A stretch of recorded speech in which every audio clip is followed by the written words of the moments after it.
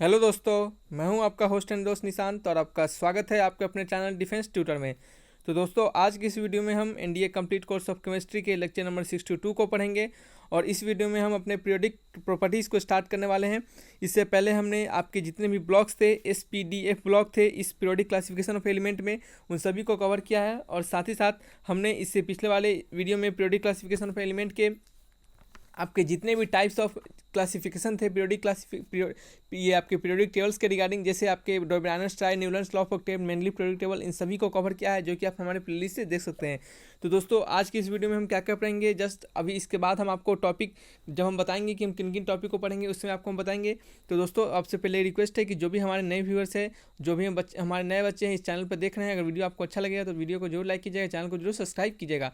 दोस्तों प्लीज़, आपकी हमें सपोर्ट की जरूरत है, तो हमें जरूर सपोर्ट कीजिएगा, वीडियो को लाइक कीजिएगा, चैनल को जरूर सब्सक्राइब कीजिएगा अगर आपको वीडियो अच्छा लगे तो चलिए वीडियो में आगे बढ़ते हैं और समझते हैं कि इस वीडियो में हम खासकर कौन से टॉपिक को कवर करेंगे।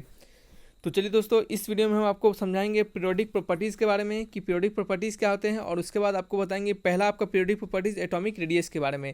आपको इसके बाद जस्ट इस वीडियो के बाद आपको आयनेशन पोटेंशियल बताएंगे, फिर उसके बाद आपको इलेक्ट्रोनेगेटिविटी, फिर इलेक्ट्रॉन एफिनिटी, इन सभी को कवर करेंगे। ये सभी क्या है, आपके पीरियोडिक प्रॉपर्टीज़ है। तो चलिए वीडियो को स्टार्ट करते हैं। पीरियोडिक प्रॉपर्टीज़ क्या होते हैं, तो सबसे पहले इसकी डिफिनेशन की बात करें तो इन यहाँ पे लिखा हुआ है इधर कि in a period as well as in a group, किसी पीरियड में और साथ ही साथ ग्रुप में क्या होता है, एक रेगुलर ट्रेडिशन को फॉलो किया जाता है, या फिर कहें एक रेगुलर ग्रेडेशन को फॉलो किया जाता है, यानी एक ग्रेजुअल इंक्रीज इन डिक्रीज। यानी आप कहने का मतलब एक रेगुलर टाइप का इंटरवल होता है, डिक्रीज होता है और इंक्रीज होता है किसी पर्टिकुलर प्रॉपर्टीज़ में। और वो पर्टिकुलर प्रॉपर्टीज़ क्या होता है, या तो उसको फिजिकल प्रॉपर्टीज़ होगा या तो उसके केमिकल प्रॉपर्टीज़ होंगे।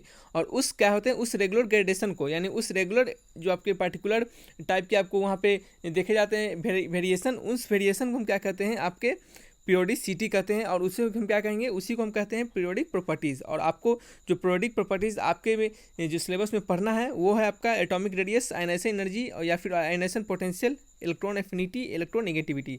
तो इसको हम स्टार्टिंग से समझे तो पीरियोडिक प्रॉपर्टीज हम किसे कहेंगे, जैसे आपको बता दें कि आपके जो आपके कैलेंडर होते हैं, आपके कैलेंडर में होते हैं, उसमें भी देखते होंगे आप रेगुलर एक ट्रेडिशन होता है, यानी आप हमेशा हर बार एक ही तरह से, जैसे छठ पूजा मनाते हैं, दीपावली मनाते हैं, इस टाइप से आप हमेशा बारी बारी से हर त्यौहार को मनाते जाते हैं। तो वो क्या होता है, एक पीरियोडिक होता है, वो क्या होता है, एक पीरियड के बाद हम वो हमेशा आता रहता है। तो वही इसी तरह यहाँ भी क्या होता है आपके पीरियोडिक टेबल में कि क्या होता है कि एक हमेशा एक रेगुलर ग्रेडेशन आता है, यानी आपको रेगुलर इंक्रीज और डिक्रीज होता है किसी खास पर्टिकुलर प्रॉपर्टीज़ में, उस एलिमेंट के खास पर्टिकुलर प्रॉपर्टीज़ में।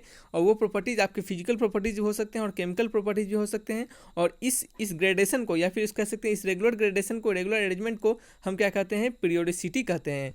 This regular gradation in properties, इस प्रॉपर्टीज़ में आपका जो रेगुलर ग्रेडेशन आता है, यानी इंक्रीजिंग और डिक्रीजिंग आता है पर्टिकुलर प्रॉपर्टीज़ में, उसे हम क्या कहते हैं, पीरियोडिसिटी के नाम से जानते हैं। तो चलिए दोस्तों, आज की इस वीडियो में हम आपको एटॉमिक रेडियस के बारे में बताएंगे। आपका जो सम प्रॉपर्टीज़ में आपको जो हम एटॉमिक रेडियस, ये आपका पहला प्रॉपर्टीज़ है, इस हम फिजिकल प्रॉपर्टीज़, ये आपका जो पीरियोडिक प्रॉपर्टीज़ है, इस प्रॉपर्टीज़ को हम यहाँ पे कवर करेंगे। और आपके अगले नेक्स्ट वीडियो में आपको हम इस तीनों प्रॉपर्टीज़ को कवर कर देंगे, ठीक है। तो चलिए पहले हम स्टार्ट करते हैं एटॉमिक रेडियस को। तो अगर एटॉमिक रेडियस की बात करें तो it is defined as, atomic radius को डिफाइन किया जाता है, it is defined as the distance from the centre of nucleus to the outermost shell of the electron. यानी distance from the centre of nucleus, ये हमारा किसी atom का, किसी भी न्यूक्लियस का क्या है, सेंटर है, या फिर कह सकते हैं ये एक एटम का क्या है, न्यूक्लियस है, और इस न्यूक्लियस के अंदर सेंटर है, ठीक है। तो ये सेंटर से कहाँ पे, आउटर मोस्ट सेल का डिस्टेंस, यानी मान लेते हैं एक ये एटम है, ये क्या है, इस टाइप से इसका सेल बना हुआ, तो मान लेते हैं ये जो सेल है आपका ब्लैक कलर वाला, ये क्या है, आपका आउटर मोस्ट सेल है। तो इस न्यूक्लियस से इस आउटर मोस्ट सेल का डिस्टेंस, यानी यहाँ से यहाँ का डिस्टेंस, ठीक है, उसे हम क्या कहेंगे, इसको क्या कहेंगे, हम एटॉमिक रेडियस कहते हैं।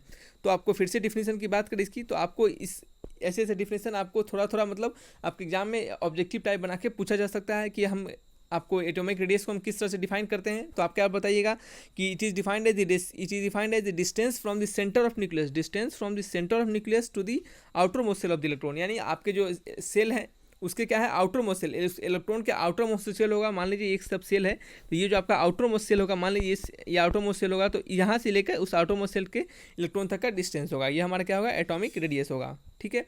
तो यहाँ पे यही लिखा हुआ है। और ये जो डी है आपका, ये क्या है, डी बताइए, आर क्या एटॉमिक रेडियस है, और आपको पता है डायमीटर इक्वल टू क्या होता है, 2 × r होता है। और देखिए आपको एक और बता दें, पहले तो डी को समझते हैं कि डी क्या है, distance between the nucleus of two identical atom.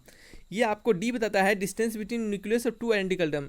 दो आइडेंटिकल एटम के बीच के न्यूक्लियस का क्या होता है, डिस्टेंस होता है। ठीक है, तो आपको बता दें कि एक सिंगल एटम का जो होता है ना, एक सिंगल एटम का रेडियस निकालना बहुत ही कठिन है, वो जल्दी हम नहीं निकाल पाते हैं।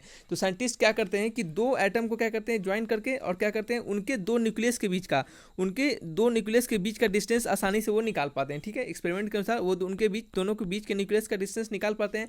और अगर हम उस डिस्टेंस को क्या करते हैं, हाफ कर देते हैं। अगर ये आपका डिस्टेंस जो अगर डी आ जाता है, अगर हम इस डी को क्या करते हैं, d/2 कर देते हैं, सॉरी, तो ये जो आपका डी को हम क्या करते हैं, d/2 कर देते हैं, तो ये हमारा क्या होता है, रेडियस आ जाता है। ये क्या होता है, हमारा रेडियस आ जाता है, और ये आपका क्या होता है, एटॉमिक रेडियस होता है, यानी एटम का रेडियस हो जाता है। ठीक है, आपको समझ में आया होगा कैसे एटॉमिक रेडियस को निकालते हैं। तो चलिए नेक्स्ट क्या समझने वाले हैं इसमें हम, कि types of atomic radius. Atomic radius के, यानी एटम के जो रेडियस होते हैं उनके कितने सारे टाइप्स होते हैं। ठीक है, तो पहला टाइप्स का कोवेलेंट रेडियस, दूसरा टाइप वैन डर वाल रेडियस, फिर मेटेलिक रेडियस और आयनिक रेडियस। तो पहले अगर हम कोवेलेंट रेडियस की बात करें, तो radius based upon covalently liked atom in covalently bonded molecule, यानी अगर आपको किसी भी मॉलिक्यूल या फिर किसी भी, अगर दो एटम क्या हो, अगर कोवेलेंटली बॉन्ड हो, यानी उनके आपस में क्या हो, कोवेलेंट बॉन्ड हो, कोवेलेंट बॉन्ड ऑफ अट्रैक्शन हो, यानी वो क्या है, आयनिक बॉन्ड नहीं बनाए, वो क्या कोवेलेंट बॉन्ड को फॉर्म करे, यानी शेयरिंग ऑफ इलेक्ट्रॉन को परफॉर्म करे, तो उस दौरान जो आपका एटॉमिक रेडियस बनेगा, उस रेडियस को हम क्या कहेंगे, आपके कोवेलेंट रेडियस कहेंगे। ठीक है, तो ये सब आपको सिंपल एक आपको ऑब्जेक्टिव क्वेश्चन से पूछे जा सकते हैं कि कोवेलेंट रेडियस किसे कहेंगे। तो दो ऐसे एटम जो क्या है आपस में कोवेलेंट बॉन्ड बना रहे हो, तो उसे हम क्या कहेंगे, कोवेलेंट रेडियस कहेंगे। वैन डर वाल रेडियस क्या होता है, तो ऐसे एटम जो क्या है नॉन बॉन्डेड एटम, यानी दो ऐसे एटम जो आपस में क्या हो, बॉन्डिंग नहीं कर रहे हो, ना ही वो आयनिक बॉन्ड फॉर्म कर रहे हो, ना ही वो कोवेलेंट बॉन्ड फॉर्म कर रहे हो। ठीक हो, यानी आपस में क्या हो, कोई बॉन्डिंग इनमें फॉर्म नहीं हो, तो यहाँ पे क्या होगा, आपका वैन डर वाल रेडियस हो जाएगा। क्या हो जाएगा, वैन डर वाल रेडियस। ठीक है, मेटेलिक रेडियस किसे कहेंगे, कि वैसे एटम जो मेटेलिक बॉन्ड फॉर्म कर रहे हैं वो उनके पास मेटेलिक रेडियस होगा।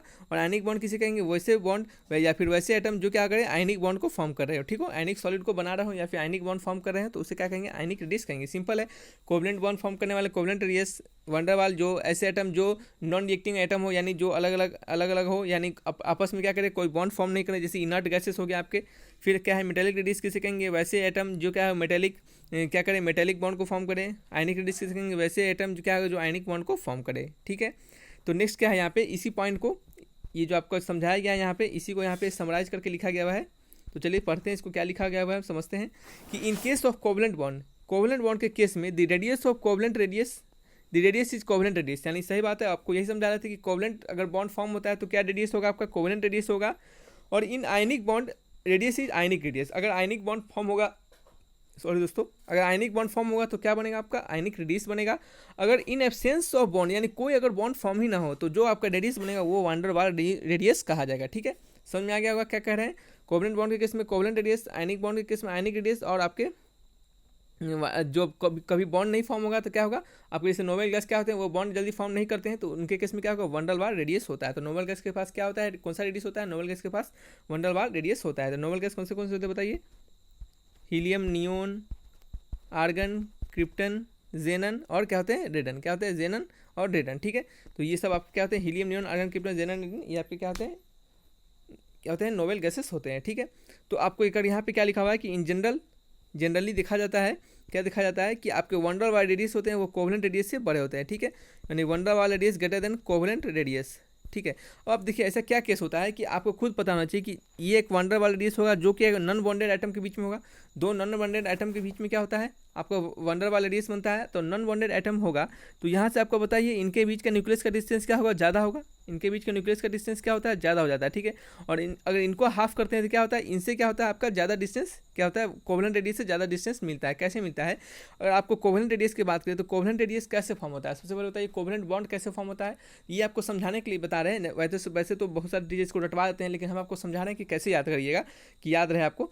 कोवेलेंट रेडियस किसे कहते हैं, आपको कोवेलेंट बॉन्ड फॉर्म होगा तब कोवेलेंट रेडियस मिलेगा। तो कोवेलेंट बॉन्ड कब फॉर्म होता है, जब आपका शेयरिंग ऑफ एटम होता है। ठीक है, शेयरिंग ऑफ एटम होता है, तो शेयरिंग जब भी होता है तो क्या होता है, आपस में क्या होता है, एक दूसरे ऊपर ओवरलैपिंग करके होता है। ठीक है, आपस में शेयरिंग क्या होता है, ओवरलैपिंग करके होता है। एक ही इलेक्ट्रॉन क्या होता है, ये भी एटम शेयर करता है और ये भी एटम शेयर करता है। ठीक है, तो ऐसे करके क्या होता है, शेयरिंग होता है। ठीक है, तो आपको समझ में आ रहा होगा। तो इस शेयरिंग के दौरान क्या होता है, ओवरलैपिंग उसमें होता है। क्या होता है, ओवरलैपिंग होता है, तो जिसके कारण क्या होता है, आपका कोवेलेंट रेडियस जो होता है क्या होता है, आपका स्मॉल हो जाता है। क्या होता है, स्मॉल हो जाता है। ठीक है, तो अब आपको समझ में आ गया वैन डर वाल रेडियस क्यों बड़ा होता है कोवेलेंट रेडियस से। कोवेलेंट रेडियस में क्या होता है, ओवरलैपिंग होता है। ओवरलैपिंग हो जाता है। और आपका बॉन्डेड रेडियस क्या होते हैं, वो अलग अलग होते हैं। इसके कारण क्या होता है, इनके बीच का क्या होता है, नॉन बॉन्डेड रेडियस होते हैं। इसके कारण क्या होता है, इनका डिस्टेंस ज़्यादा होता है, इसके कारण इनका रेडियस भी ज़्यादा हो जाता है। ठीक है, तो चलिए नेक्स्ट टॉपिक की ओर बढ़ते हैं। आपका atomic radius of element increases on moving down the group. यानी अगर आप ग्रुप में बढ़ते हैं, ग्रुप इन द सेंस नीचे आप वर्टिकल कॉलम वाला, ठीक है, हम आपको आगे जस्ट इसके आगे इसका पिक्टोरियल रिप्रेजेंटेशन दिखाएंगे, वहाँ से आपको समझ में आएगा।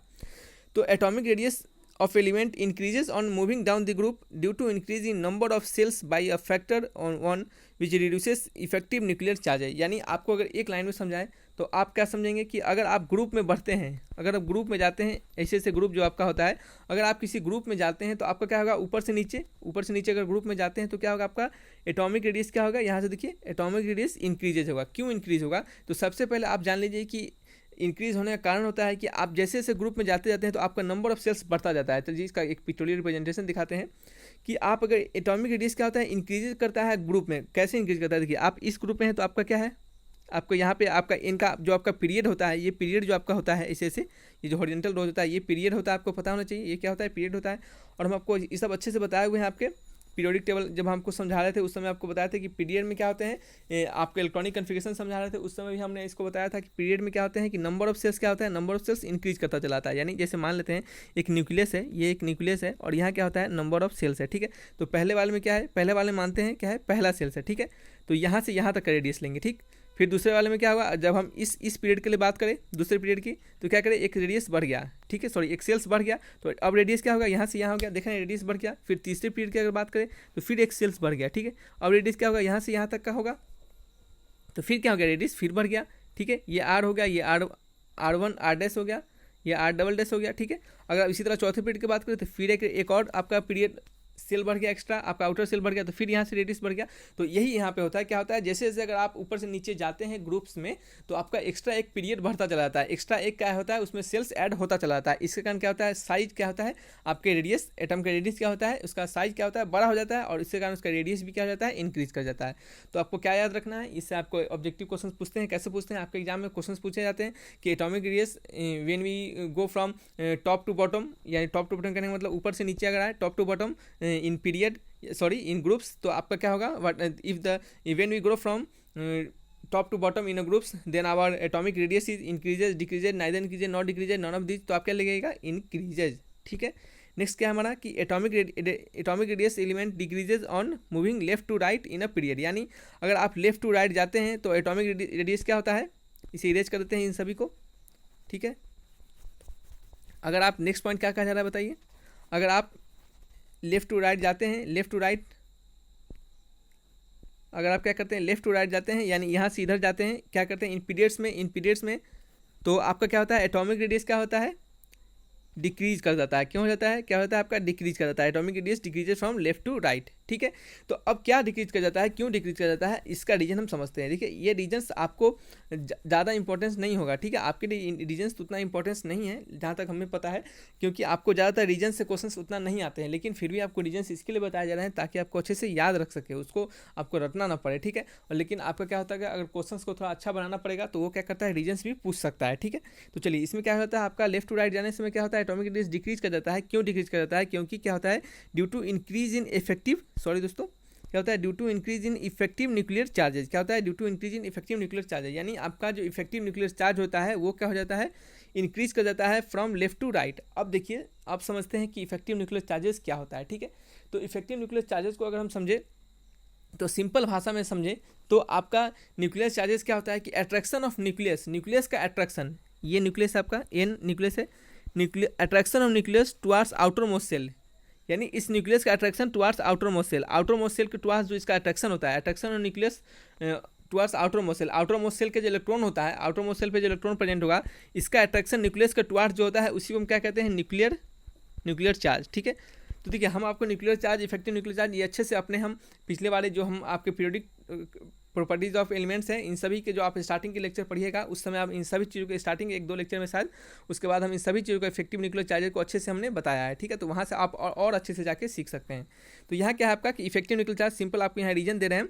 तो इफेक्टिव न्यूक्लियर चार्ज क्या हो जाता है आपका, लेफ्ट टू राइट जाने पे क्या होता है, बढ़ जाता है। क्या होता है, effective nuclear charge left to right जाने पे क्या होता है, बढ़ जाता है। इससे कारण क्या होता है, न्यूक्लियस का जो अट्रैक्शन होता है, आउटर मोस्ट सेल से, वो क्या हो जाता है, इंक्रीज कर जाता है। अब बताइए ये जो न्यूक्लियस है ये इसको ज़्यादा अट्रैक्ट करेगा आपस में, नीचे अपने की ओर ज़्यादा अट्रैक्ट करेगा। तो इसके क्या इसके कारण क्या होगा, ये जो होगा आपको श्रिंक करेगा, छोटा होता जाएगा। मान लीजिए हम इसको ज़्यादा अट्रैक्ट कर रहे हैं आपस में, तो ये क्या हो जाएगा आपका छोटा होता चला जाएगा, छोटा होता चला जाएगा। तो इसके कारण क्या होगा, जितना ज़्यादा ये आपका nuclear charge, effective nuclear charge बढ़ जाएगा, उतना ज़्यादा वो श्रिंक करेगा, जितना ज़्यादा वो अपने तरफ अट्रैक्ट करेगा। तो और इसके कारण क्या होगा, इसका ये जो आपका रेडियस क्या होगा, छोटा होता चलेगा, श्रिंक करता चला जाएगा। यानी आपस में एक न्यूक्लियस के टुवार्ड्स चला जाता, सॉरी न्यूक्लियस के टुवार्ड्स क्या होगा, उधर चला जाएगा, न्यूक्लियस के टुवार्ड्स चला जाएगा। ठीक है, तो ये क्या होगा आपका रेडियस क्या हो जाएगा, जो सर्किल क्या हो जाएगा, वो सर्किल छोटा हो जाएगा, धीरे धीरे सर्किल छोटा हो जाएगा। इसके कारण क्या होगा आपका न्यूक्लियस, सॉरी इसके कारण क्या होगा आपका रेडियस छोटा हो जाएगा। ठीक है, तो आपको क्या रीजन समझ में आया कि आपके जो पीरियड्स में अगर आप बढ़ते हैं लेफ्ट टू राइट में, तो आपका क्या होता है, रेडियस क्या होता है, घट जाता है। क्यों घट जाता है, क्योंकि आपका इफेक्टिव न्यूक्लियर चार्ज बढ़ जाता है, और इफेक्टिव न्यूक्लियर चार्ज बढ़ जाने से क्या होता है कि वो न्यूक्लियस जो होता है वो ज़्यादा अट्रैक्शन करता है towards outermost shell electron को, और ज़्यादा अट्रैक्ट करने से क्या होता है आपका वो जो साइज होता है आपके सेल का, वो क्या होता है रिड्यूस कर जाता है, छोटा हो जाता है। ठीक है, तो इस कारण क्या होता है आपका एटॉमिक रेडियस घट जाता है। और एक और रीजन समझे तो आपको पता है कि पीरियड में अगर रहेंगे, अगर मान लीजिए इस पीरियड में है, इस पीरियड में अगर हम है प्रेजेंट, तो आपको पता है कि इस पीरियड में अगर रहेंगे तो नंबर ऑफ सेल्स क्या होगा, एन का वैल्यू जो क्या होगा वो तो इंक्रीज करेगा नहीं। हमारा जितना सेल होगा 1 2 3 4, चौथा पीरियड में है तो ये क्या होगा हमारा चौथा सेल्स ही होगा, मतलब यानी कोई सेल में इंक्रीजिंग नहीं होगा। तो ये भी इसका रीजन है, सेल में इंक्रीज नहीं हो रहा है, तो इससे कारण क्या होता है इसका रेडियस साइज क्या होता है, बढ़ता नहीं है। तो इससे ये आपका रीजन जो होता है ये ज़्यादा इंपॉर्टेंट रीजन इसका नहीं होता है। दूसरा इसका इंपॉर्टेंट रीजन क्या होता है, इफेक्टिव न्यूक्लियर चार्ज, जो कि आपको हमने बता दिया। ठीक है, तो चलिए नेक्स्ट आगे की ओर बढ़ते हैं। Radius of cation is always smaller than it's neutral atom because increase in effective nuclear charge पर इलेक्ट्रॉन। ठीक है, तो देखिए आपको क्या कहा जा रहा है कि अगर आपको किसी भी, ये सब आपको बहुत इंपॉर्टेंट आपका जो पॉइंट्स है, ये पॉइंट्स से आपको बहुत क्वेश्चंस पूछे जाते हैं। ठीक है, तो आप इस पॉइंट्स को ध्यान में रखिए। क्या पूछा जा रहा है कि अगर रेडियस, अगर आपके चार्ज, अगर किसी भी कटायन पे अगर रेडियस ऑफ कटायन की बात करें, यानी कटायन करने के बाद ऐसे एटम जिनके पास क्या हो, चार्जेज हो, क्या प्लस चार्ज हो। ठीक है, तो जिनके पास प्लस चार्ज हो तो उस दौरान क्या होता है कि जैसे जैसे अगर प्लस चार्ज को हम अगर इंक्रीज करते हैं तो आपका रेडियस क्या होता है, घटता चला जाता है। ठीक है, तो अगर हम समझे कि कैसे घटता चला जाता है, तो समझिए हम कैसे घटता चला जाता है बताते हैं। तो क्या है कि आपका, सॉरी दोस्तों, क्या है आपका कि रेडियस कैसे घटता चला जाता है कटायन के अगर बढ़ते, जैसे जैसे कटायन पे चार्ज बढ़ते चलाते हैं, यानी पॉजिटिव आयन बढ़ते चले जाते हैं, तो आपका रेडियस घटता चलाता है। क्यों, क्योंकि इफेक्टिव न्यूक्लियर चार्ज यहाँ भी क्या होता है इंक्रीज कर जाता है। कैसे इंक्रीज कर जाता है अब बताइए। न्यूक्लियस क्या हो गया, न्यूक्लियस के पास क्या होता है प्लस चार्ज होता है, और आपका आउटर मोस्ट सेल के पास क्या है इलेक्ट्रॉन्स है। तो इसका प्लस चार्ज अगर बढ़ता है तो इसका अट्रैक्शन पावर भी तो घटेगा। तो जितना ज़्यादा अट्रैक्ट करेगा उतना ज़्यादा इस आपके आउटर मोस्ट सेल को क्या करेगा, श्रिंक करेगा, और रेडियस क्या कर देगा, छोटा कर देगा। ठीक है, तो इसके कारण क्या होता है, इसका रेडियस घटता चला जाता है। तो अगर आपको कोई ऑर्डर पूछे कि आपको कोई ऑर्डर दे दे कि मान लीजिए SN प्लस है, SN2 प्लस है, SN4 प्लस है, तो इस टाइप से अगर मान लीजिए +2 + 4 प्लस, यानी आपका चार्ज क्या हो जा रहा है, बढ़ता चला जा रहा है, प्लस चार्ज बढ़ता चला जा रहा है, तो आपका क्या होगा, रेडियस छोटा होता जाएगा। यानी सबसे ज़्यादा रेडियस किसका होगा, SN प्लस का, SN2 प्लस का, और फिर SN4 प्लस का होगा। अगर वहीं पे क्या करें, रेडियस ऑफ अनायन की बात करें, अगर अनायन का अगर क्या हो, radius of अनायन is always larger than neutral atom because decrease in effective nuclear charge. यानी अगर आपका क्या होता है, न्यूक्लियस क्या है सेम ही रह जा रहा है, और इस पर क्या हो जा रहा है, इलेक्ट्रॉन्स का मात्रा ज़्यादा बढ़ जा रहा है। ठीक है, तो ये बहुत कम को अट्रैक्ट कर पाएगा, कुछ ही को अट्रैक्ट कर पाएगा, क्योंकि इधर क्या है, इलेक्ट्रॉन्स का मात्रा बहुत ज़्यादा है, नेगेटिव चार्ज बहुत ज़्यादा है। तो इफेक्टिव न्यूक्लियर चार्ज क्या होता है, कम हो जाता है। जिस कारण क्या होता है, अगर आपके किसी भी एटम्स के पास अगर नेगेटिव चार्ज प्रेजेंट हो तो जितना ज़्यादा नेगेटिव होगा उसका उतना ज़्यादा रेडियस होगा। ठीक है, तो वहीं पे अगर O2 माइनस दे दे, या फिर आपको O माइनस दे दे और O दे दे, तो आप किसका सबसे ज़्यादा रेडियस लगाइएगा, तो O2 माइनस का, फिर O माइनस का, फिर O का। और आपको समझ में आ गया होगा। अगर आपको यहीं पे आपको प्लस चार्ज कुछ भी देगा तो आप क्या कीजिएगा, ज़्यादा जिस पे प्लस चार्ज होगा क्या होगा, ज़्यादा जिस पे प्लस चार्ज होगा उसका रेडियस कम होगा, और ज़्यादा जिस पे नेगेटिव चार्ज होगा उसका रेडियस क्या होगा, ज़्यादा होगा। ठीक है, तो आपको कंबाइन, अभी जस्ट इसके बाद हम आपको कंबाइन बताएंगे, वहाँ पे आपको समझ में और अच्छे से आएगा। अगर आइसो इलेक्ट्रॉनिक स्पीसीज़ की बात करें, आपको पता है आइसो इलेक्ट्रॉनिक स्पीसीज़ क्या होता है, वैसे स्पीसीज जिनके पास क्या हो, same number of electrons present हो। ठीक है, तो देखिए these species have same number of electrons. ये सब हम आपको जब different types of atomic species आपको बता रहे थे, उस समय बताए थे isotopes, isobars, isotones, isoelectronic species, इन सभी को कवर किया हमने अपने इसी चैप्टर में कवर किया है। आप पिछले जाके वीडियो देख सकते हैं। ठीक है, वहाँ पे आपको मिल जाएगा। तो क्या है, in case of iso electronic species, अगर आइसो इलेक्ट्रॉनिक स्पीसीज की बात करें तो the ionic radius decreases with increase in atomic radius. तो आयनिक रेडियस क्या होता है, डिक्रीज करता है with increase in atomic radius, यानी एटॉमिक रेडियस जैसे जैसे बढ़ेगा आयनिक रेडियस क्या हो जाएगा, डिक्रीज कर जाएगा। ठीक है, सॉरी ये क्या है, प्लस चार्ज है।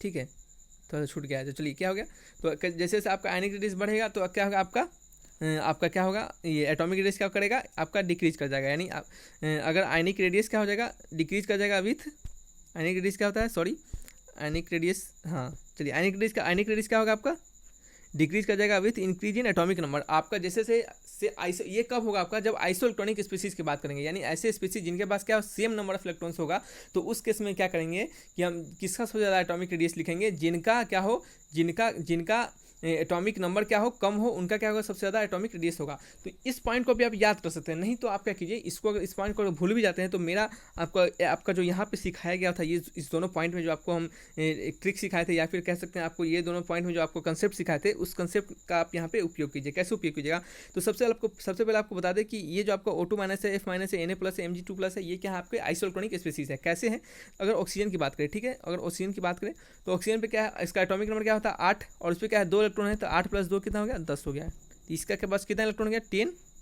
सॉरी इसके पास कितना हो गया, 10 इलेक्ट्रॉन हो गया। और फ्लोरीन की बात करें तो फ्लोरीन का एटॉमिक नंबर कितना होता है, 9 होता है। कैसे होता है, hydrogen, helium, lithium, beryllium, boron, carbon, nitrogen, oxygen, fluorine, तब क्या होता है, नियॉन होता है। नियॉन का क्या होता है, 10 होता है। तो फ्लोरीन का कितना होता है, 9 होता है। और 9 में क्या है, -1 है, तो +1 कर देंगे तो ये कितना भी होगा, 10 हो जाएगा। ठीक है, तो इसके पास कितना पता चल गया, 10 इलेक्ट्रॉन। सोडियम का इलेक्ट्रॉनिक नंबर एटॉमिक नंबर क्या होता है, 11 होता है, और उसमें एक प्लस चार्ज है, तो इसमें से क्या करेंगे, एक माइनस कर देंगे। ठीक है, तो क्या हो गया, 10 इलेक्ट्रॉन इसके पास भी हो गया। मैग्नीशियम का एटॉमिक नंबर क्या होता है, 12 होता है, इस पर क्या करेंगे, 2 प्लस चार्ज है, तो 2 माइनस कर देंगे, तो ये क्या होगा, 10 इलेक्ट्रॉन हो गया। तो आपको पता चला कि सभी के पास क्या है, 10 इलेक्ट्रॉन है, तो ये क्या हो गया आपका आइसो इलेक्ट्रॉनिक स्पीसीज हो गया। अब आपको क्या करना है, इनके एटॉमिक रेडियस को लिखना है। तो आपको तो आप उसके एटॉमिक नंबर के आधार पर लिख सकते हैं कि जिसका ज़्यादा एटॉमिक नंबर होगा उसका रेडियस कम होगा। तो सबसे ज़्यादा एटॉमिक नंबर मैग्नीशियम का है, तो उसका रेडियस सबसे कम है, फिर सोडियम का, फिर फ्लोरीन का, फिर ऑक्सीजन का। ठीक है, तो अब आपको क्या करना है, ये तरीका तो ठीक है, आपको इस तरीका नहीं आ जाए तो आपका दूसरा अल्टरनेट तरीका क्या है, दूसरा अल्टरनेट तरीका क्या हम आपको सिखाएं भी जस्ट, कि जिसका सबसे ज़्यादा निगेटिव चार्ज होगा, जिसका सबसे ज़्यादा निगेटिव चार्ज होगा उसका रेडियस क्या होगा, सबसे ज़्यादा होगा। ठीक है, और जिसका सबसे ज़्यादा पॉजिटिव चार्ज होगा उसका रेडियस क्या होगा, सबसे कम होगा। ठीक है, तो सबसे ज़्यादा नेगेटिव चार्ज किसके पास है, ऑक्सीजन के पास है, इसका रेडियस सबसे ज़्यादा। फिर क्या है, नेगेटिव चार्ज इसके पास है, फिर इसका रेडियस, फिर क्या है, सबसे कम किसके पास है, सबसे ज़्यादा किसके पास प्लस चार्ज है, तो Mg के पास है, Mg2+ है, तो क्या होगा, इसका रेडियस सबसे कम होगा, तो इसका रेडियस क्या होगा, ज़्यादा होगा। ठीक है, तब आपको समझ में आ गया होगा, क्या समझ में आ गया होगा कि कैसे क्या करेंगे हम आयनिक रेडियस के एटॉमिक रेडियस से, कैसे हम किसके एटॉमिक रेडियस आयनिक रेडियस को हम लिखेंगे। तो चलिए दोस्तों, ये वीडियो यहीं तक था, और इसके बाद हम क्या करेंगे, आपको आयनेशन पोटेंशियल या फिर कह सकते हैं इसको आयनेशन एनर्जी, इसको हम कवर करेंगे आपके प्रॉपर्टीज़ में, पीरियोडिक प्रॉपर्टीज़ में। तो चलिए वीडियो को यहीं तक रखते हैं, और वीडियो से कुछ अगर सीखे होंगे तो प्लीज़ हमें लाइक कीजिएगा, वीडियो को, हमारे चैनल को जरूर सब्सक्राइब कीजिएगा। आपकी सपोर्ट की जरूरत है, तो हमें जरूर सपोर्ट कीजिए, ताकि आपके लिए अच्छे और वीडियो ला सके। ठीक है, तो वीडियो को लाइक कीजिए, चैनल को सब्सक्राइब करके बेल आइकन दबाइएगा, ताकि रेगुलर अपडेट आपको मिलता रहे। तो ठीक है दोस्तों, फिर मिलेंगे अच्छे वीडियो के साथ, तब तक के लिए बाय बाय।